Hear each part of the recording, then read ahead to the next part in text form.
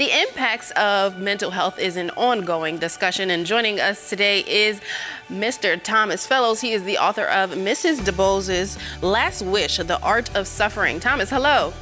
Yes, good to see you. How are you doing? I'm doing well, thank you so much. Well, tell us a little bit about this book that you've written. Yes, this book was basically inspired by two books, The Road to Character by David Brooks and To Kill a Mockingbird by Harper Lee. And in The Road to Character, David Brooks says we shoot for happiness, but we're formed through suffering. He also says recovering from suffering is different from recovering from disease. You don't come out healed, you come out different. Then there's the classic novel, To Kill a Mockingbird. There's a little known character named Mrs. DuBose, and she suffers on purpose to rid herself of a morphine addiction. And I make the claim that the best suffer on purpose to achieve true greatness. Yeah, is there any personal connection for you with this book? Yes, so I struggle from OCD, bipolar, ADD. I've been suicidal a few times myself.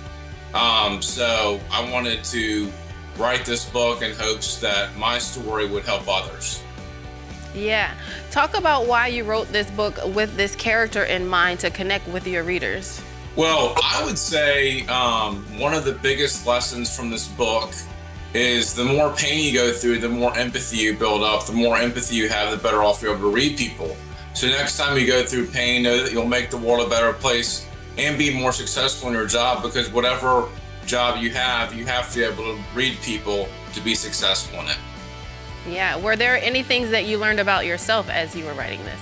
I would say there's a quote by Viktor Frankl when he says, "Forces beyond your control can take away everything you possess except for one thing: your freedom to choose how you respond to the situation.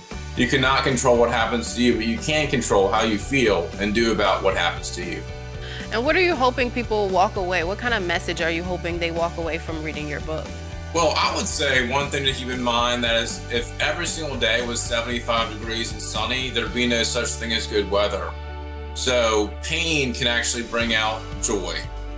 Now, the proceeds from this book is going to a special organization. You want to tell us about it? Yes, the profits are going to NAMI for suicide awareness. My hope is that no one will ever commit suicide again because of this book. Yeah, why did you choose to give all the proceeds to that organization? Just because, honestly, I want to, help people.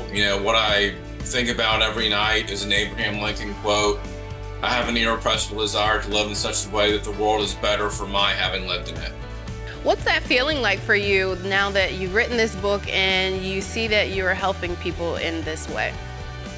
It feels great. I love to come back for another book in July. I wrote a book called Alone at the Lunch Table: How to Rise from Rejection.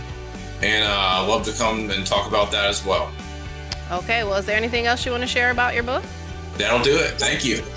Okay, well, thank you so much for joining us. Tell people how they can pick it up. Yes, at Barnes & Noble and also on Amazon. Thank you. All right, thank you so much.